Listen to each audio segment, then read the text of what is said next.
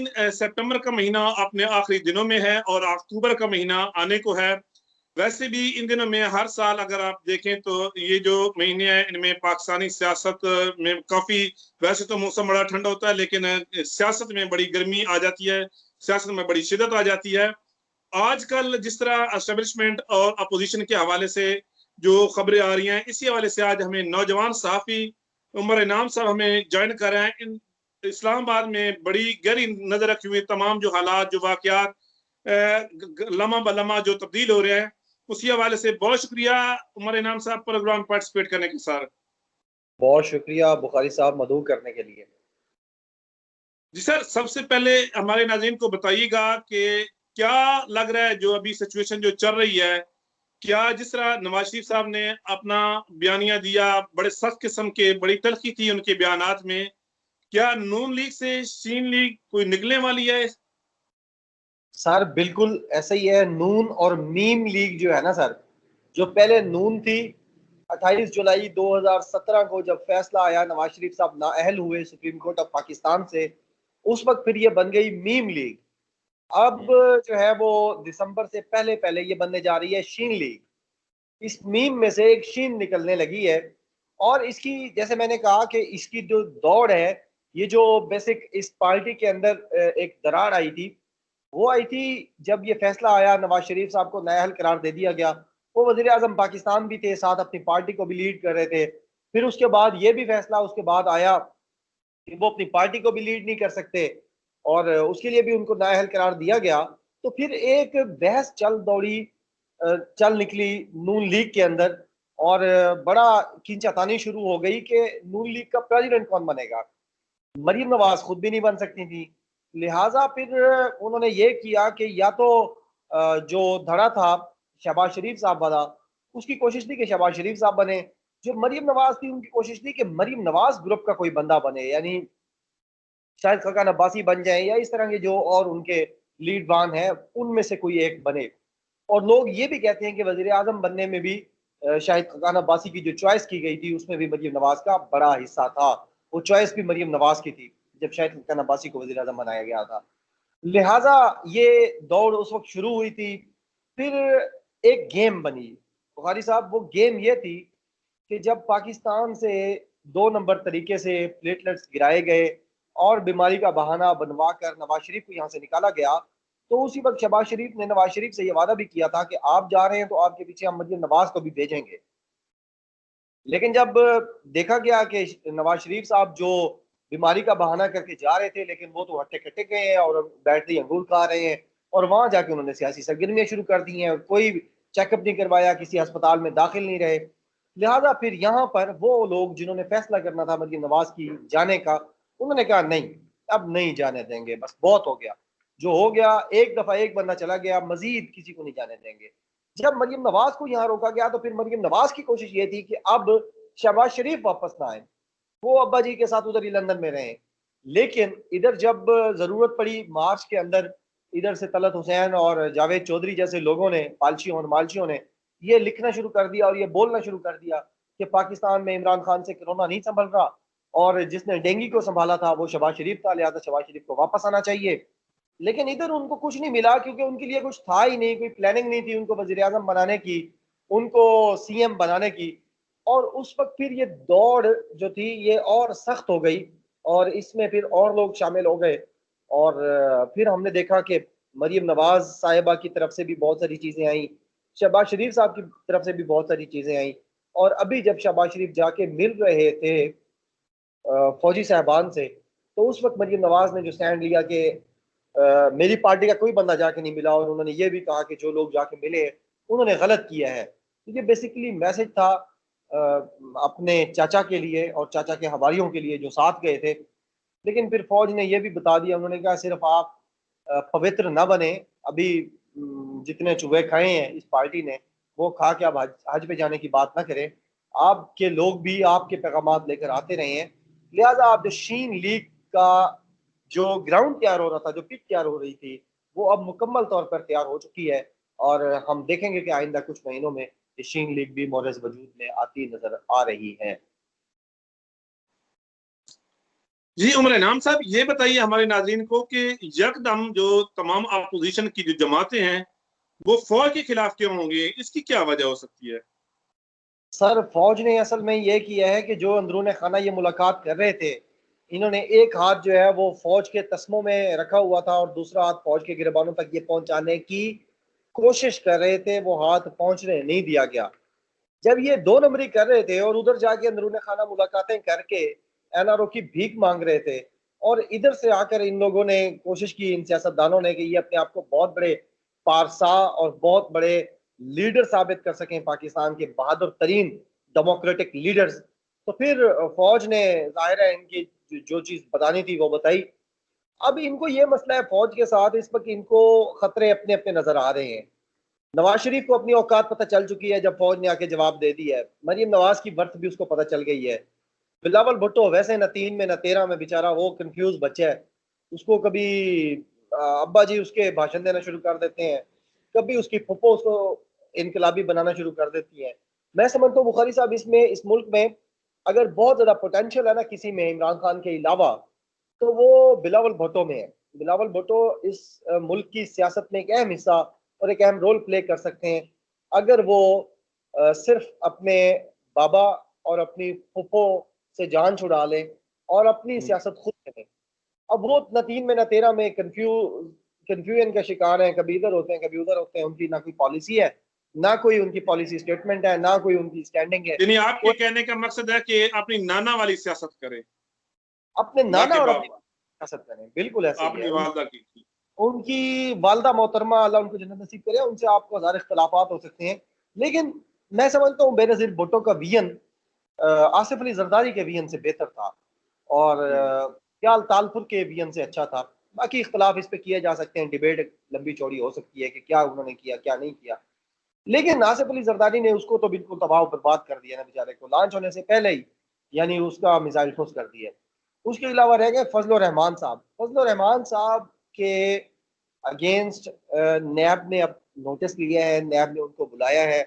उनकी जो assets beyond क्या कहते हैं बियॉन्ड इनकम, वो जो उनके असासे हैं, उनकी अब जांच पड़ताल शुरू हुई है। और मौलाना फजल रहमान को ये लगता था कि कभी भी ना मेरे खिलाफ कोई कोई काम नहीं करेगा, ना नैब एक्शन लेगी, ना फौज मेरे हवाले से कोई बात करेगी, ना किसी और तरीके की कोई बात आएगी। लेकिन अब शेख रशीद अहमद ने जब से ये कहा है कि मौलवी फजल रहमान साहब भी मिलते रहे हैं आर्मी चीफ से 1 on 1, और अपनी बिनतियां और दरखास्तें पहुंचाते रहे हैं, लिहाजा अब ये सारा टोला। सब हमने आज की भी जो न्यूज़पेपर है उनको भी देखा, जो मौलाना फजल रहमान साहब के पर्सनल सेक्रेटरी है, हम और आप भी जानते हैं तारिक साहब उनके हैं पर्सनल सेक्रेटरी, उनके भाई जो हैं मूसा खान साहब, वो भी उनको भी नैब ने अपने रिडार पे ले लिया है, वो भी अरेस्ट हो गए हैं, 6 रोजा रिमांड पे हैं।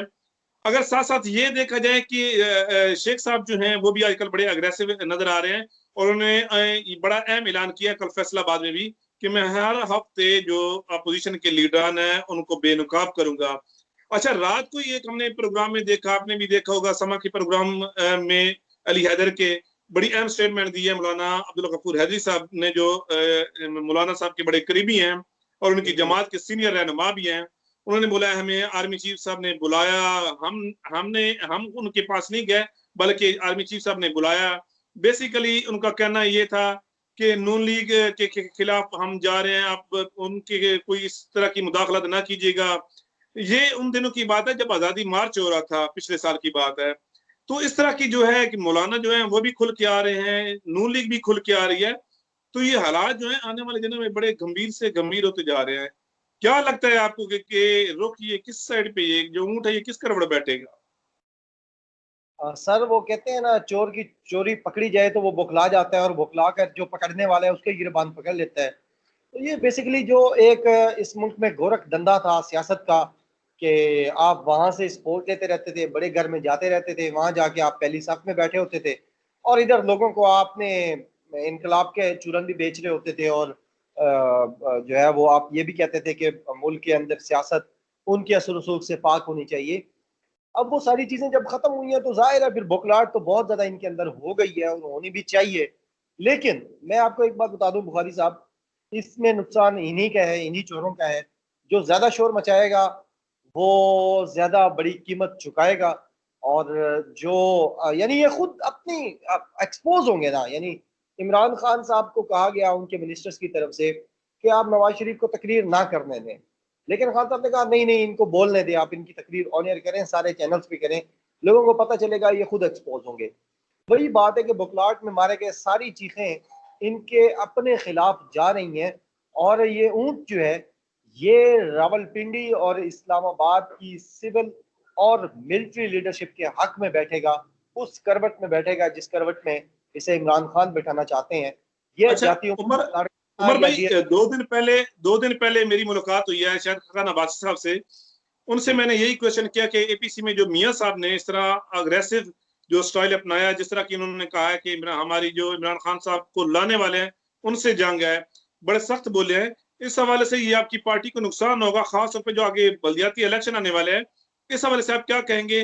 तो मुझे बड़ी हैरत हुई, साबिक वजीर आजम पाकिस्तान है, आगे से कहते हैं अब हम क्या क्या कर सकते हैं। इतनी इतनी बेबसी मैंने उनके वो चेहरे पे देखी और उनके जिस तरह उन्होंने बोला, मैं तो हैरत मुझे हुई कि किस तरह एक बड़ा जो है वो, मैं तो माफी कहूंगा कि कितना ऊपर पार्टी के ऊपर छाया हुआ है। सर, बस लेह पालक की सियासत है, एक को वसीयत में मिल गई है, एक को रिश्तेदारियों में मिल गई है, और ये फिर शाहिद खान अब्बासी जैसे लोग और एतजाज एहसन जैसे समझदार, बहुत पाकिस्तान के कॉन्स्टिट्यूशन के फोर फादर्स जो हैं, रजा रब्बानी जैसे लोग, इंतहाई पढ़े लिखे लोगों की ये मजबूरी बन गई है कि उन्होंने अब चूंकि वक्त गुजारा है इस पार्टी में बहुत ज्यादा, और उन्होंने उधर पीपल्स पार्टी में वक्त गुजारा है जुल्फिकार भुट्टो के साथ, फिर बेनजीर भुट्टो के साथ, लिहाजा फिर अब ये जो बच्चे आ गए हैं, हमजा शहबाज जैसे लोग, जो लोगों को यूं तीन उंगलियां करके मिलाते हैं, पूरा हाथ भी नहीं मिलाते, और मरियम हम्म। नवाज जैसे, बिलावल भुट्टो जैसे जो अभी सियासतदान हैं, उनकी हाँ में हाँ मिलाना पड़ता है।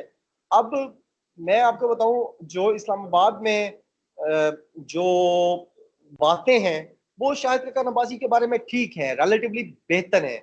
यानी जब वो प्राइम मिनिस्टर बने तो आप और मैं दोनों मीडिया से हैं, हम उनसे हजार इख्तलाफ कर सकते हैं, लेकिन बिल्कुल सही। के जो सीनियर्स थे वो ये बताते रहे कि शाहिद खान अब्बासी बड़े, यानी उनकी समझ बूझ है रियासत चलाने में, रियासती इदारे चलाने में। ये अलग बात है कि पीआईए जिस वक्त तबाह हो रही थी, उनकी एयर ब्लू तरक्की कर रही थी, लेकिन उसके बावजूद जिन लोगों का इस मुल्क की सियासत में कोई अच्छा नाम है, शाहिद खान अब्बासी उनमें से एक है। बिल्कुल सही बात है। क्या कर सकते हैं, यानी इस मुल्क में जहां विरासती सियासत चल रही है, जहां रिश्तेदारियों की सियासत चल रही है, जहां पहले दादा था, फिर उसके बाद बेटी आई, फिर उसके बाद उसका नवासा आ गया, जुनेद सफदर की अब तैयारी करवाई जा रही है। उधर से पहले जो है वो ताया थे, ताया का फिर भतीजा आया हमजा शहबाज, अब हमजा शहबाज आगे से भी कोशिश कर रहे हैं कि कोई और बच्चे चच्चे भी शामिल हो जाएं। इसी तरह हुसैन नवाज का बेटा भी तैयार है। तो ये सारी इसमें कुछ भी नहीं कर सकते ये बेचारे, अब ये ऐसे पकड़े गए हैं रंगे हाथों कि ना ये चीखे मार सकते हैं, ना ये रो सकते हैं, ना ये बिलबिला सकते हैं, ना ये मिला सकते हैं, ना ये मिन्नत तरला कर सकते हैं। अभी तो सर फिर बात अगर ये आगे चलाना चाहेंगे अपोजिशन वाले इसी तरह, तो फिर वो भी चलाएंगे इसी तरह मामलात, और फिर जाहिर है at the end of the day जो झुकता है वो आपको पता है कि किन जी अमर बूटों भाई, में। आखिरी सवाल आपसे कि नवाज शरीफ साहब जो कि मफरूर हैं, शहबाज शरीफ साहब के लिए कितना खतरा हो सकता है? शहबाज शरीफ साहब के लिए सर बहुत ज्यादा खतरा है। मैं आपको बता दूं कि अदालतों का चल रहा है, जितने भी मुकदमात हैं शरीफों और जरदारियों के खिलाफ, वो अपने मनतकी अंजाम की तरफ अब चल पड़े हैं, और अदालतों की तरफ से इश्तिहारी करार देने का प्रोसेस शुरू करना, अदालतों की तरफ से ये कहना कि हम उन्हें जो है वो जो वो फरार हुए हैं उसमें हमें एतमाद में नहीं लिया गया, ये खतरनाक चीज़ें हैं। और इसमें दो जमा दो चार की तरह ये वाजे है कि इसमें जमानती था छोटा भाई और मफरूर है बड़ा भाई, लिहाजा बड़ा छोटा भाई जो है वो नेशनल असम्बली का मेंबर भी है। लिहाजा अब अगर किसी इश्तिहारी की जमानती जो है उसकी जमानत जब्त होती है और उसको ट्रायल किया जाता है, तो शहबाज शरीफ के लिए तो यानी इसमें क्या कोई कोई इतने बड़ा केस तो ये नहीं है। यानी आपने एक बंदे की जमानत दी, बुखारी साहब आपने या मैंने, वो बंदा भाग गया पाकिस्तान से और वहां बैठ के कौमी इदारों को गालियां भी दे रहे हैं, तो जाहिर है फिर जमानती की गर्दन पकड़ी जाएगी, और शहबाज शरीफ को इस बात का बड़ा पता है।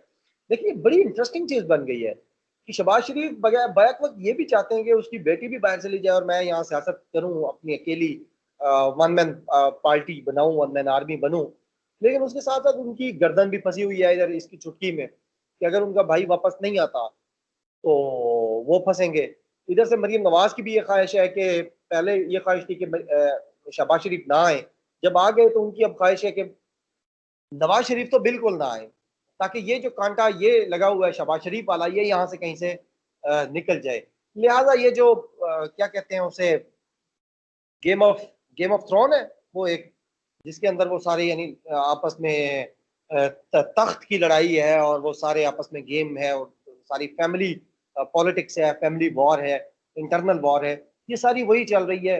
आपस में सामने आते हैं, एक दूसरे को बड़ी विश कर रहे होते हैं, हैप्पी बर्थडे, वो दूसरा कह रहा होता है बहुत शुक्रिया, तीसरा कह रहा होता है अच्छा नहीं नहीं अल्लाह आपको खुश रखे, तीसरा कह रहा हो, चौथा कह रहा होता है आमीन। वो तो सारी चीजें हैं, लेकिन अल्लाह माफ करे अब मीडिया वालों को तो कोई चीज नहीं ढकी छुपी ना, पीरों से कोई पर्दा नहीं है, अब मीडिया वालों को तो सब पता है। लिहाजा ये जो अब लड़ाई है ये शिद्दत इख्तियार कर गई है, और इसी वजह से पहला सवाल जो आपने किया था वो ठीक किया था कि नून और मीम लीग से अब शीन लीग निकलने के चांसेस बहुत ज्यादा बढ़ गए हैं। बहुत शुक्रिया उमर इनाम साहब प्रोग्राम में पार्टिसिपेट करने का। नाज़रीन आपने हमारा प्रोग्राम सुना, यकीन आपका हमारा जो आज का प्रोग्राम है जो करंट सिचुएशन पे जो पाकिस्तान की मुल्की सियासत पे हमने किया, बड़ी गहरी नजर रखे हुए हैं उमर इनाम साहब हैं, इस्लामाबाद से सहाफ़ी हमें ज्वाइन कर रहे थे, उनका एक दफा फिर हम शुक्रिया अदा करते हैं। उम्मीद है आज आपको हमारा जो प्रोग्राम पसंद आया होगा। आपका मेजबान नसीर बुखारी CNN पाकिस्तान के फोरम से आपसे इजाजत चाहता है, अपना ख्याल रखिएगा, खुदा हाफिज।